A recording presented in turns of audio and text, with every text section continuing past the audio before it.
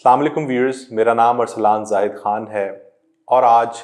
मकतब competitive exam services के forum से इस बेसिक कॉन्सेप्ट सीरीज़ में एक नए कॉन्सेप्ट के साथ मैं हाजिर हुआ हूँ। आज का कॉन्सेप्ट बहुत इंटरेस्टिंग है, इनफैक्ट बहुत इंपॉर्टेंट है और आज के इस कॉन्सेप्ट को मैं नाम दूंगा बैलेंस ऑफ पावर का। Balance of power international relations के अंदर एक बहुत अहम कॉन्सेप्ट है और आप में से जो लोग इंटरनेशनल रिलेशंस के स्टूडेंट्स हैं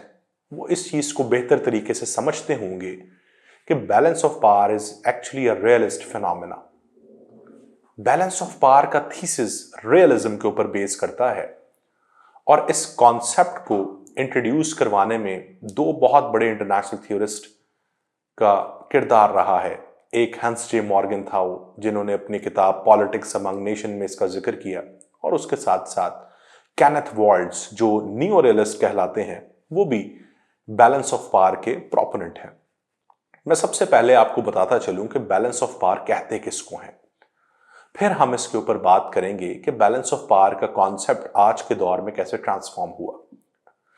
बैलेंस ऑफ पावर दरअसल एक इक्विलिब्रियम को कहा जाता है, एक बैलेंस को कहा जाता है जो रियासतों के दरमियान कायम होता है और रियासतें एक दूसरे से कंपीट करते हुए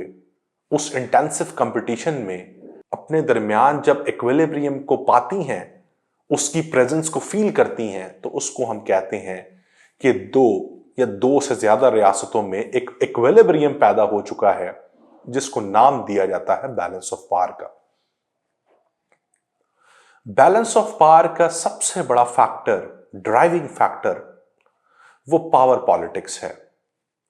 अगर हम पिछली सदी देखें तो पिछली सदी में हर एक मुल्क की कोशिश होती थी कि मैं अपनी मिलिट्री कैपेबिलिटीज को इन्हांस करूं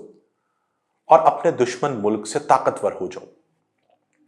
और जब एक मुल्क ऐसा करता था तो उसका दुश्मन मुल्क उसको काउंटर करने के लिए अपनी मिलिट्री कैपेबिलिटीज को इन्हांस करता था। तो दो ममालिक अपनी अपनी मिलिट्री कैपेबिलिटीज को इन्हांस करते हुए एक दूसरे के बैलेंस में आ जाते थे, एक दूसरे की बराबरी में आ जाते थे और उनके दरमियान एक इक्विलिब्रियम सेट हो जाता था जिसे ट्रेडिशनल थ्योरिस्ट जैसा कि हैंस जे मॉर्गन था वो समझते थे कि इन दो ममालिक के दरमियान अब बैलेंस मेंटेन हो चुका है और ये बैलेंस जब तक बरकरार रहेगा इन दो ममालिक के दरमियान पीस बरकरार रहेगी। और मैं आपको ये बताता चलूं कि ये बैलेंस ऑफ पावर दो से ज्यादा ममालिक के दरमियान भी बरकरार रह सकता है। उसके लिए शर्त ये है कि तमाम के तमाम ममालिक एक दूसरे के साथ इंटेंसिव कंपटीशन में इन्वॉल्व हों और उस इंटेंसिव कंपटीशन में वो अपनी मिलिट्री कैपेबिलिटीज को एनहांस कर रहे हो। तो 1950 से पहले बैलेंस ऑफ पावर में हर मुल्क की कोशिश होती थी कि हम अपने आप को ताकतवर बनाएं मिलिटरीली, लेकिन 1970s के बाद बैलेंस ऑफ पावर ने एक नई शक्ल इख्तियार की। मुल्कों ने अपनी मिलिट्री कैपेबिलिटीज के साथ साथ अपनी इकोनॉमीज को भी स्ट्रॉन्ग करना शुरू कर दिया। इकोनॉमी ने एक अहम किरदार अदा करना शुरू कर दिया मुल्कों के दरमियान बैलेंस को मेंटेन करने में। आपको याद होगा,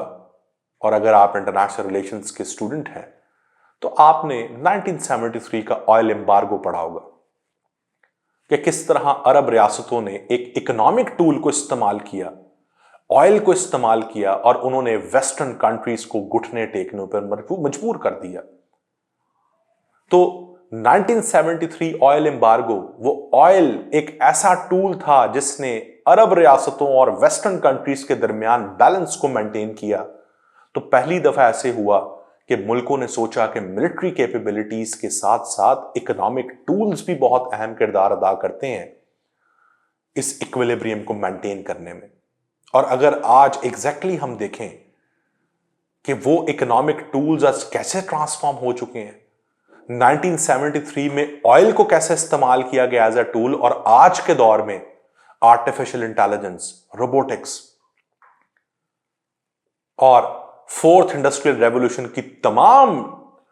टेक्नोलॉजिकल एडवांसमेंट्स, साइबर वॉरफेयर, इसको किस तरह से इस्तेमाल किया जाता है अपने दूसरे मुल्कों को कमजोर करने के लिए और अपने आप को ताकतवर बनाने के लिए, तो हमें आज के दौर में मुल्कों के दरमियान बैलेंस ऑफ पावर मेंटेन होता हुआ नजर आता है, जहां पर ममालिक ना सिर्फ अपनी मिलिट्री कैपेबिलिटीज एनहांस कर रहे हैं, बल्कि वो अपने आप को आर्टिफिशियल इंटेलिजेंस, रोबोटिक्स इसमें फ्लरिश कर रहे हैं और एक दूसरे से इकोनॉमिक वॉरफेयर में इंडल्ज्ड हैं। जहां हमें यूएस चाइना ट्रेड वॉर नजर आती है, जहां हमें बड़ी ताकतें एक फियर्स इकोनॉमिक कंपटीशंस में नजर आती हैं, वहीं हमें नजर आता है कि balance of power 20th century से 21st सेंचुरी में एक 180 डिग्री के एंगल पर ट्रांसफॉर्म हो चुका है, जहां पर आज मिलिट्री कैपेबिलिटी से ज्यादा इकोनॉमिक टूल और टेक्नोलॉजी एक अहम किरदार अदा कर रही हैं मुल्कों के दरमियान उस इक्विलिब्रियम को मेंटेन करने में और पीस को इंश्योर करने में। तो जैसा कि मैंने अपनी बात को शुरू में बताया कि balance of power is a realist phenomena. Realism और रियलिस्ट थिंकर्स ये समझते हैं कि अगर आपने दुनिया में पीस को इंश्योर करना है तो मुल्कों के दरमियान इस इक्विलिब्रियम को इंश्योर कर दें, दुनिया में ऑटोमेटिकली पीस आ जाएगी, दुनिया में अमन आ जाएगा। जबकि इसका काउंटर नैरेटिव लिबरलिज्म है, वो समझती है कि बैलेंस ऑफ पावर कभी भी सस्टेन नहीं किया जा सकता। बैलेंस ऑफ पावर एक शॉर्ट टर्म फिनोमेना है। आप चंद देर के लिए तो मुल्कों के दरमियान इक्विलिब्रियम को मेंटेन कर सकते हैं, लेकिन जहां पर यह बैलेंस ऑफ पावर थोड़ा सा इम्बैलेंस होगा, किसी एक मुल्क ने एग्रेशन दिखाया और ये बैलेंस इम्बैलेंस में कन्वर्ट हुआ, वहीं जंगें होंगी, दुनिया में अनार्की फैलेगी और दुनिया फिर से एक कैओटिक वर्ल्ड बन जाएगा।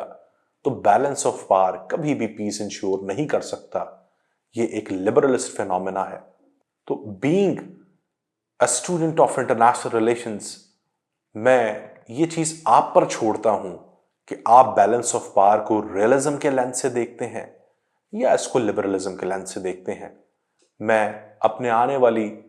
बेसिक कॉन्सेप्ट्स की वीडियो में एक नए कॉन्सेप्ट के साथ हाजिर हूंगा। बहुत शुक्रिया।